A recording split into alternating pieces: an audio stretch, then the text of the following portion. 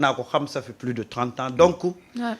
li muy def moom la mos a porté et à des moments yoo xam ne c'était pas évident journalisme tey la neex rek ku nekk di wax mais amoon tolloon nañu ay jamono dañ doon compter ñi nangoo doon journaliste donc may kontaan trop ci bokk ak moom plateau mais Pape ñu ngi woon ci phénomène bi nga xam ne tey mooy heurter suñu société bi tout à fait ba ñu jógee ci mbiru góor jigéen Marieta wax ko information bi ci ñaari jigéen yoo xam ne dañ leen min ci ñuy def théâtre dañ leen jàpp ba ci mbiru lesbienne enfin piste bi ñu génne piste boo xam ne la mbiru lesbienne lay évoqué xaaral d'accord parce que j'ai eu le fil voilà waaw d'accord léegi ñoom mbirum sàcc ak yooyu la woon ci seen diggante jamono ji bi ñu jëlee seen i téléphone exploité ko muy Mame Dior ak Digène Ndiaye dañu gis ni dafa am des vidéos ak caractère lesbienne loolu waral le procureur Saliou Dicko wax ni nañ ci ubbi ab l'enquête képp ku ci laale ñu daal di koy teg loxo mu doon benn phénomène bi nga xam ne mu ngi gangréner quand même la société parce que tantôt on parle de góor jigéen ñëwaat ubbi beneen brèche lesbienne loolu day wane ni quand même ñu ngi jëm ci perte des valeurs. waaw xam nga ñu ngi démarré woon ci Kocc Barma jigéen soppal te bul wóolu waaw. ñu jógee fa ñëw ci góor soppal te bul wóolu. léegi nag kenn xamatul. koy sopp ak koy wóolu. koy sopp. ak koy wóolu. vous savez xam nga affaire góor jigéen ak affaire lesbianisme dans une société day convoquer ay analyse boo xoolee c'est un fait de société donc mënuloo wax ci li xew Sénégal sans pour autant ne pas convoquer Durkheim dans la socialisation d'une société parce que un pays ne peut pas se faire loin de ses valeurs culturelles réew moo gis ci àdduna am nañ seen aada seen cosaan seen cislaay seen yu ñu gëm Sénégal gii ñu nekk mënuñu échapper à la règle parce que boo xoolee fii Sénégal foo dugg ci Sénégal aada yeeg cosaan yi bokkul sa morom mais ñëpp am nañu benn dénominateur commun boo xam ni même bu fekkee culture yi aada yeeg cosaan yi wuute na te ñu bokk benn réew muy sunu gaal da ngay gis ni ñoom ñëpp am nañu benn dénominateur commun dénominateur commun mooy kersa jom fulla fayda bëgg sa bopp culture boo dem fekk ko fa maintenant je l'avais dit ce matin boobu j'ai dit ñu ngi wax affaire góor jigéen mais bu ñu paree ci góor jigéen ci lesbienne yi lañu jëm parce que dañu nekk suñu société nekkoon fi nekk des réseaux dormants ils étaient en train de déstructurer la société sans pour autant que ñu koy mën a xam mais à son corps défendant régime bi fi jógee xamoon na lépp de ah bon mais Macky Sall était le ministre de l'intérieur su Wade tu ne peux pas être ministre de l'intérieur dooni ma lii bërki démb la xew boo xoolee c'est des relations yoo xam ne ëpp na 15 ans donc su Macky Sall relations yi nekkoon na fi il savait tout dañ ci dëggoon seen tànk parce que kenn buggu leen woon laal xam nga savez ce phénomène de góor jigéen de lesbienne dafa am ay relents internationaux yi mooy boo xoolee les lobbying yi nga xam ne ñooy gérer la finance mondiale le capitalisme mondial ay góor jigéen fa nekk ce sont les décideurs la preuve lorsqu'on a revisité l'article 319 à l'Assemblée nationale le ministre wallonien qu'est-ce qu'il a dit il a dit que dafa bëggoon ñëw Sénégal dootul ñëw suspendre ay financement mais tout compte fait au-delà que li ñuy gis ko dafa am benn aperçu boo xam ne il faut nit ñi bàyyi ci xel xam nga mooy lan benn cartel la woon boo xam ni à petit feu ñu ngi doon déstructurer la société sénégalaise dañu doon xëy rek day xëy sa doom nekk góor jigéen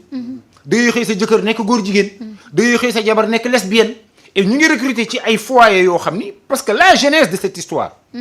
ça pose un drame national et c'est là où je dis que les autorités bu léegi waxuñu ci le ministre de la santé muy Sénégal moom dafa mel am ministre de la santé man moom waa ji Ousmane Sy xaw ma nu mu tuddati Ibrahima Sy moi je dis que est-ce qu'il n'a pas marabouté le pays parce que man finalement on le sent pas on les connaît même pas non on les connaît même pas c'est-à-dire que Ibrahima Sy moom day toog muy dox rek xaw mu tëdd muy dox je ne sais pas parce que on le sent pas parce que un drame de ce genre ça me rappelle le sang contaminé en France ça a créé un tollé même au niveau national français même au niveau européen tey nga ñëw ñuy wax affaire góor jigéen avec des relents de volontarisme de transmission du VIH nga ne pat ay xale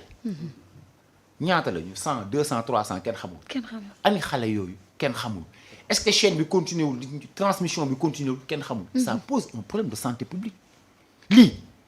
waxuma la sax le ministre de la santé mais la porte-parole du gouvernement ou bien le premier ministre ou bien le président de la République waroon na ci àddu parce que ñu ngi dégrader nos valeurs culturelles on n'en parle pas ces enfants là oui.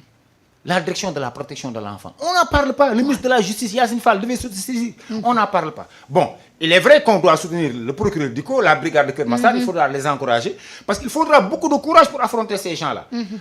au moment où ñi nga xam ne ñoo nekkoon des modèles finalement ils se sont avérés comme des contre-modèles mais aussi des contre-valeurs et lii bu demee xëy na racine bi duñ ko jël mais tout compte fait dana am branche yu ñuy dagg yoo xam ni buñ ko élagué xëy na du tas parce que ils recrutent dans les gens yi nga xam ne ils vivent une déchéance sociale élevée les pauvres ils recrutent au niveau des jeunes les écoliers les étudiants c'est des esprits manipulés et manipulables lan in fine c'est quoi ce sont la finance l'argent bëgg leen ma tout tourne autour de da ngay l'argent. ñëw nekk jigéen sa morom jëw gaare oto bu 20 millions nga ni dinaa am oto 20 millions gis nga Sénégal bari na ku fi romb yor R+3 yor kër yor oto romb la nga ñee ko fekk da nga ko waroon yërëm bis boo xamoon xaalis bi muy dundee sàmb absolument da nga ko war a yërëm waroo ko ñee maintenant cette histoire nag fan lay mujjee kenn xamagul parce que am na yoo xam ne amoo droit parce que le secret de l'instruction oui. mais ay Djiby Dramé Pape Cheikh Diallo ay As Diom ay non c'est l'arbre qui cache la forêt ponkal yaa ngi ñëw de Ah bon? ah mais non on va vers un séisme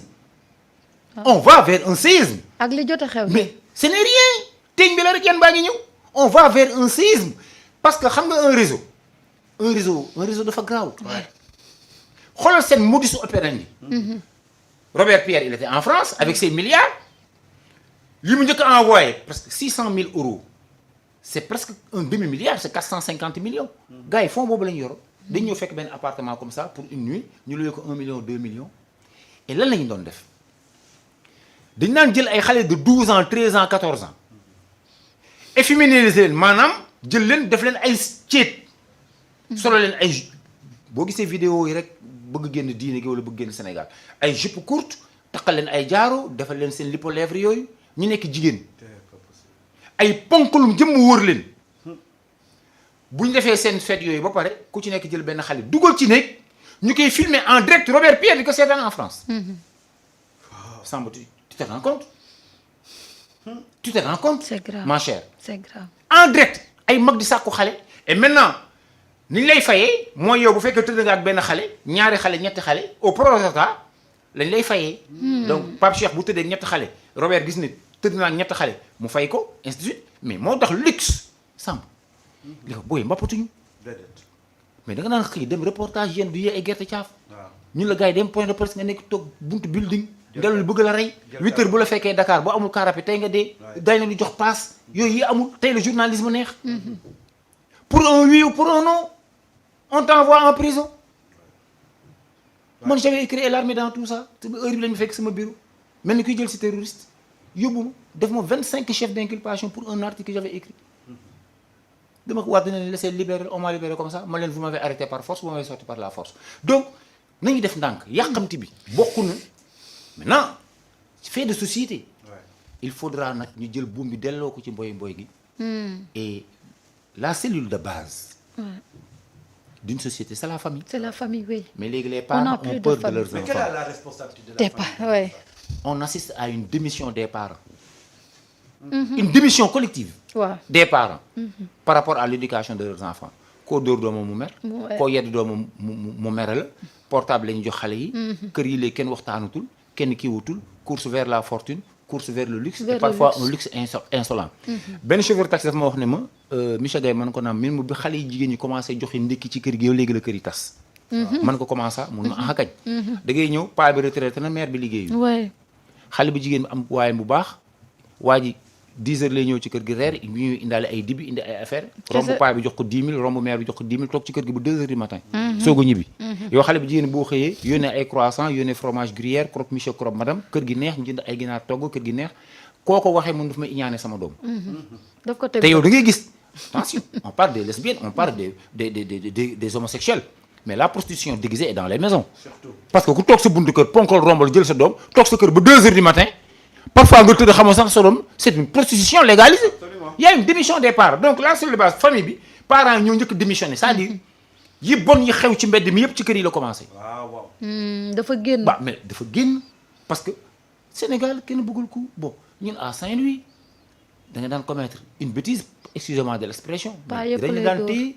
ba ngoon nga soogu ñibbi ñu yóbbu la boo demee sax ñu dolli la. dóor la nga jëm 8h midi nga wàcc doo ñëw seen kër da ngay dem daara ja tari ba pare soog a ñëw añ delluwaat daara ja tari soog a jàngi boo jàngee ñëwaat ci daara ja soog a ñëw seen kër. amul porter plainte amul amul dara dañ la daan dóor ba yeewul j'ai un grand frère boo xam ne boo gisee tànk yi dañ ko daan chaîner tey affiche alxuraan la mais yooyu la ñu xam mais si on s'éloigne de nos traditions te li ñu ko teg yëpp cet outil là le portable. le portable. le portable. Y a am pas na de lu baax contrôle. am na lu bon malheureusement exploitation négative moo ci am maintenant bu ñu revenir nag dans l'affaire dite les Pape Cheikh Diallo ainsi de suite c'est bien que ñu dagg ko parce que lii bu ñu ko daggul woon. mar day taali